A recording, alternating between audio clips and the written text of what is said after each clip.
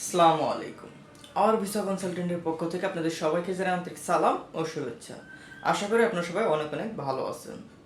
বর্তমান সময়ে কিন্তু মালয়েশিয়া কলিং ভিসার যে সার্ভিসটা চালু করছে মালয়েশিয়া, সেটা কিন্তু আপনারা অনেকে অবগত আছেন বা অনেকেই জানেন না। তো তাদের জন্য কিন্তু আজকের এই ভিডিওটা, যে মালয়েশিয়া কলিং ভিসার খুঁটিনাটি যে বিষয়গুলো আছে, সম্পূর্ণ বিষয়গুলো নিয়ে সংক্ষিপ্তভাবে আজকের এই ভিডিওতে আমি আলোচনা করার চেষ্টা করব। তবে তার আগে ছোট একটা রিকোয়েস্ট, এখনও যারা আমাদের চ্যানেলটি সাবস্ক্রাইব করেনি তারা অবশ্যই সাবস্ক্রাইব করে রাখবেন। এছাড়াও আপনাদের যদি কোনো ধরনের কোনো মূল্যবান মতামত অথবা কোনো প্রশ্ন থেকে থাকে আমাদের কমেন্ট বক্সে লিখে রাখতে পারেন। এছাড়াও বর্তমান সময়ে আপনারা কে কোন জায়গা থেকে দেখছেন, কে কোন দেশ থেকে দেখছেন, অবশ্যই আমাদের কমেন্ট বক্সে লিখে রাখবেন। তো বন্ধুরা, আপনারা কিন্তু অবশ্যই অবগত আছেন যে বর্তমান সময় কিন্তু মালয়েশিয়া কলিং ভিসা চালু হয়েছে। তো এখন আপনাদের করণীয় কি, বা যারা মালয়েশিয়া গমন ইচ্ছুক আছেন তাদের জন্য কি করতে হবে, কারা যেতে পারবেন, কোন কোন বিষয়গুলো আপনাকে লক্ষ্য রাখতে হবে, সব কিছু কিন্তু আজকের ভিডিওতে আমি আলোচনা করার চেষ্টা করব। তো যেহেতু মালয়েশিয়া আপনার কলিং ভিসাটা চালু হয়ে গেছে, তো এখন যেটা করণীয় সেটা হচ্ছে যে আপনার বিএমইটিটা করে রাখা।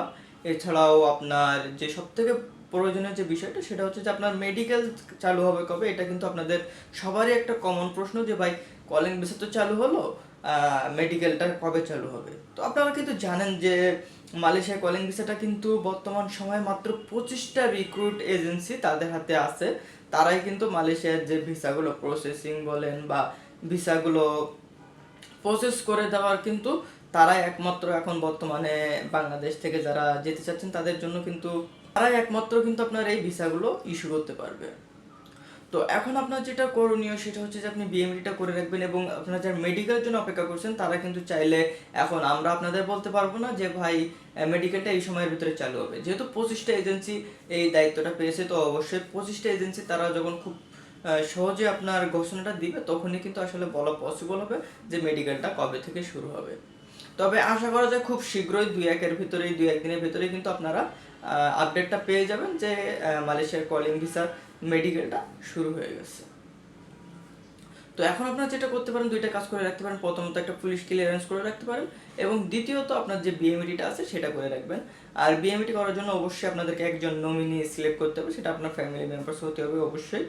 আর আপনার একটা ব্যাংক স্টেটমেন্ট করে রাখবেন, সেটা ব্যালেন্স থাক বা না থাক সেটা পরবর্তী বিষয়, কিন্তু আপনারা অবশ্যই একটা ব্যাংক অ্যাকাউন্ট করে রাখবেন। তো আশা করি আপনি সবাই বুঝতে পারছেন। আর যদি মালয়েশিয়া কলিং ভিসা সম্পর্কিত কোনো ধরনের কোনো হেল্পের প্রয়োজন হয়, সরাসরি আমাদের অফিসে এসে যোগাযোগ করতে পারেন, অথবা আমাদের স্ক্রিনে দেওয়া নাম্বারে ফোন দিয়ে যোগাযোগ করতে পারেন। ধন্যবাদ সবাইকে। আসসালামু আলাইকুম।